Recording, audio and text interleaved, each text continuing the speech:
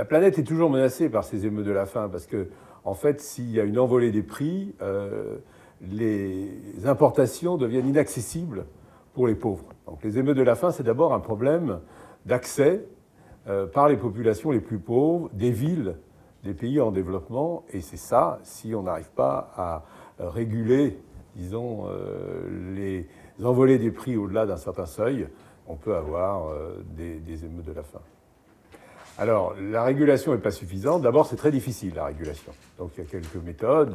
On peut reconstituer des stocks, on peut essayer d'améliorer l'information, on peut essayer d'encadrer les marchés à terme, mais la volatilité des prix, elle est structurelle au fonctionnement des marchés. Elle est nécessaire pour compenser, d'ailleurs, les zones déficitaires, les zones excédentaires, etc. Donc, le marché est nécessaire.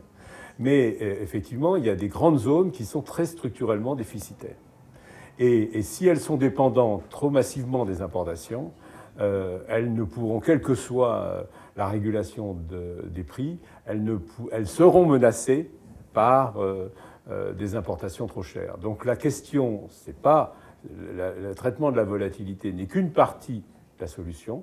Et l'essentiel de la solution, c'est de relancer les investissements dans l'agriculture. Les investissements dans l'agriculture s'étaient écroulés depuis une vingtaine d'années parce que ça faisait partie des réductions des dépenses publiques liées aux politiques d'ajustement structurel, enfin d'effacement des dettes. Et donc, on a laissé aller l'investissement public dans l'agriculture dans beaucoup de pays en développement, ce qui explique aujourd'hui leur dépendance par rapport aux importations. Il faut donc relancer l'investissement public. Les biocarburants, ce n'est pas vraiment le sujet. D'abord, ils représentent aujourd'hui peut-être 2% des surfaces cultivées. Les projections de la FAO parlent de monter à 4%. Il n'y a que trois grandes politiques concernant les biocarburants qui sont l'Europe, les États-Unis et le Brésil avec la canne à sucre.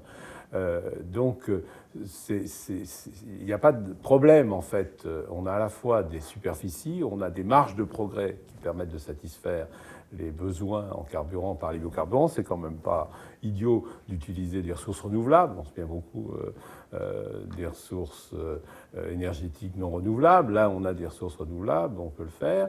Donc c'est dans des pays qui n'ont pas de problème de concurrence avec les ressources alimentaires. Et puis, il y a un grand problème pour les agriculteurs, c'est d'avoir des revenus prévisibles.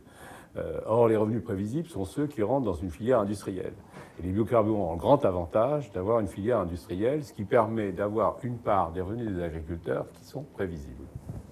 On va avoir 9 milliards d'habitants en 2050. Bon, c'est un objectif majeur d'augmentation de la production. La FAO dit qu'il faut augmenter la production d'ici 2050 de 70% par rapport à aujourd'hui.